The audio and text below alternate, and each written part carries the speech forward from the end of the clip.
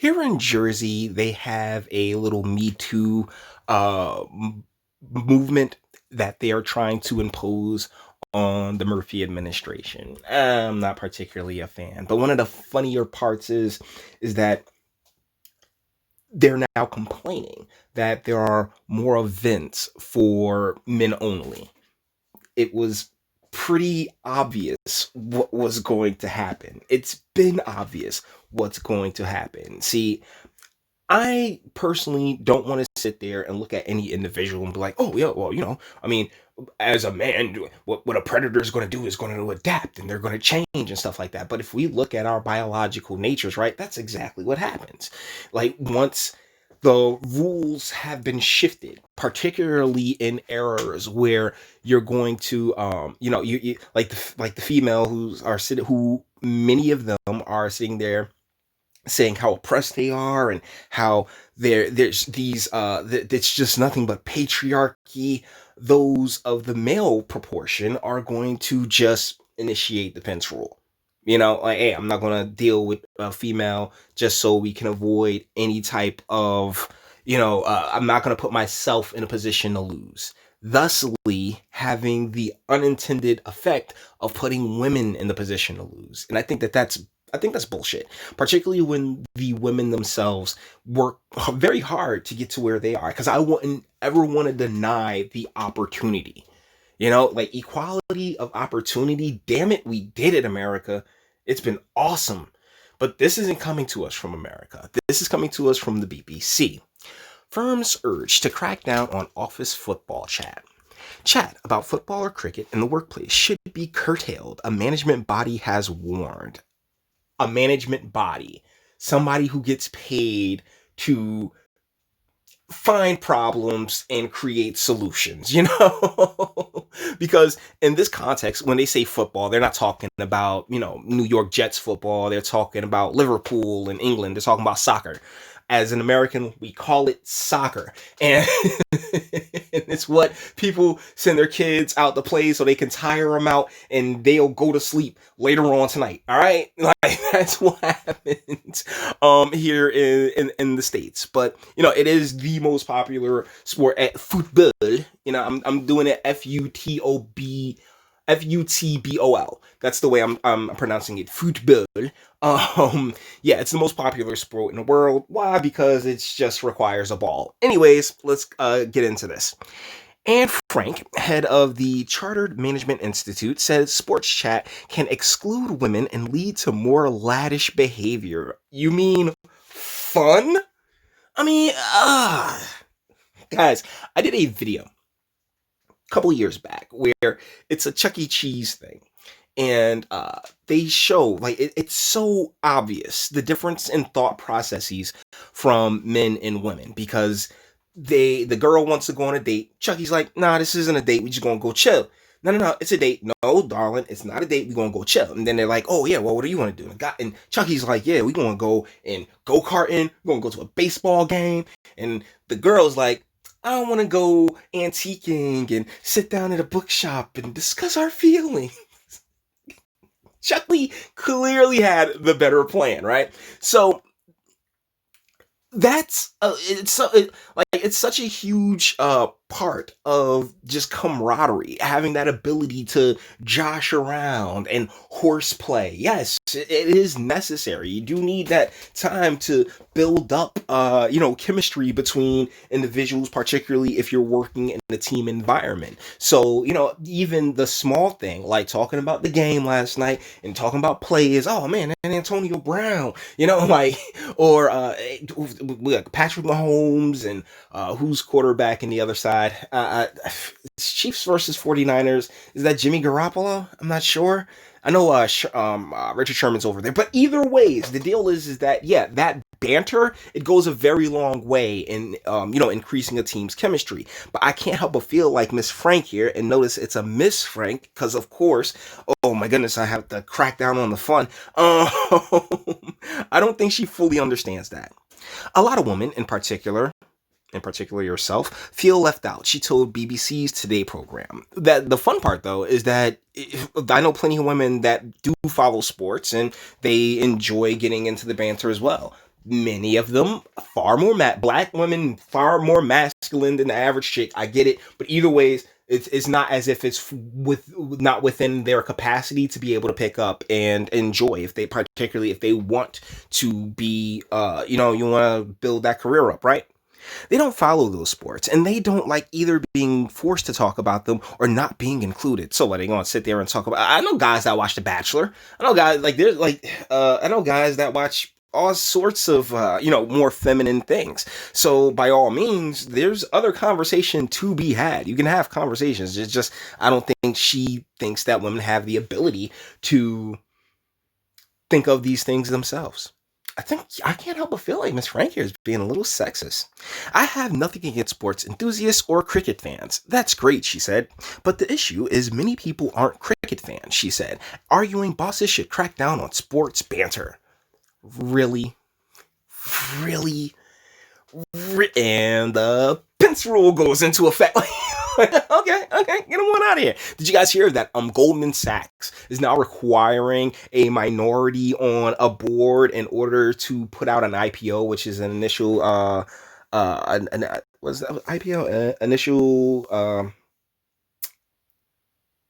you know what? We're not getting into all that because that's not the point of this video. Deal is that they're begging, of course, in minority they include women, right? Despite the fact that women have and remain the majority to this very second. What? Ms. Francke is concerned that discussing football, for example, the merits of video assistance refereeing, VAR, can disproportionately exclude women and divide offices. If it hasn't yet, then why would it now? It's a gateway to more laddish behavior. And if it goes unchecked, it's a signal of more laddish culture, she said. Yo, this is the BBC. Come on, BBC. Me being an American, I thought the BBC was reputable. I thought the BBC was like, oh man, okay. Not just because, BBC. Come on, but because it was across the pond, and with those accents, they always sound so much smarter. So it's like, okay, but no, you're a moron too. It's very easy for it to escalate from VAR talk and chat to slapping each other on the back and talking about their conquest at that weekend. Oh my God, like for real, lady, for real. Okay, terrible idea. Nonetheless, Ms. Francke does not think sports chatter should be banned, just moderated. Like, be aware of people who just want to, of people who aim to just include rules, make new rules and stuff like that. Because, damn it, what the fudge? She said that good managers should be inclusive and ensure that everyone in their team feels comfortable. If you ain't comfortable, that's on you. But shoot, man, just tossing that pince roll, guys. It's all good. Like, you know what? It is what it is. Just don't hire chicks for the most part. But I mean, ladies, y'all got all your own. We got so many different business owners out there. I mean, so many different CNAs and credit repair people, credit repair women. I'm sorry. So I mean, go make your own bread. There's plenty of programs available for females to start their own businesses. They have really been pushing this shit. So go ahead, man. But sports journalist Jackie Oatley thinks cracking down on sports chatter would be a terrible idea. If you ban football chatter or banter of any description, then all you're going to do is alienate the people. And I know they said it, but come on, who actually want to communicate with each other, she told the Today program. It would be so negative to tell people not to talk about sports because girls don't like it or women don't like it. That's far more divisive. She said that the secret was to discuss sports in an inclusive way and to notice if people were blankly staring into space during the conversation. Well, that's the thing. If there's somebody staring into space during the conversation, I would like to think that people would have enough awareness about the situation, because that's why you like toss out indicators during a conversation, right? You know what I'm saying? Yeah, that's an indicator to make sure that you're still engaged in the conversation in some places. In some places, it's just filler. But let's continue. What's next? And the majority of people responding to the LinkedIn post from the BBC appear to agree with Miss Oatley. Of course they would, as we do over here. Office manager Deborah Smith worries that other topics such as Love Island, I told y'all, right? Like those types of shows, EastEnders and Game of Thrones, not anymore. Golly. You had to bring up Game of Thrones in this, didn't you? This is such a trash last season, last 2 seasons, if we go and be real. Oh, so angry. They had so much potential. So much potential. I'm sorry. Anyways, could also be censored if sports chatter is banned. I personally think companies should not dictate that what people talk about, as not talking about it will alienate those with similar interests, she said. Where would it end? Banning people with children talking about them as to not alienate people without children? Certainly not. Recruiter Peter Ferguson said, I have seen managers and staff build a more direct bond over a shared love of sport, which has excluded those who didn't share that interest. The answer is not to ban the conversation. It is to ensure managers and staff are trained to understand that those shared interests should not get in the way of management decisions or working collaboratively. So that's the end of the article, and they ended the article on a way stronger note that they that they started it on.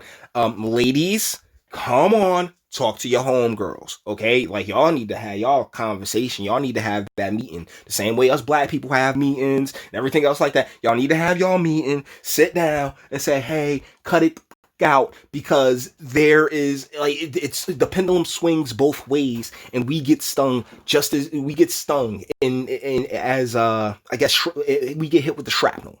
If that's a if that I think that's a far more apt uh metaphor. There is that, you throw the bombs, but the people that you're claiming to fight for are the ones that are getting hit with the shrapnel. And you know what, this we can extend this to each and every identity group except for the awesome identity group, because I feel as if this is a party of one. Okay, I'm the only person in the world that identifies as awesome, so it is what it is.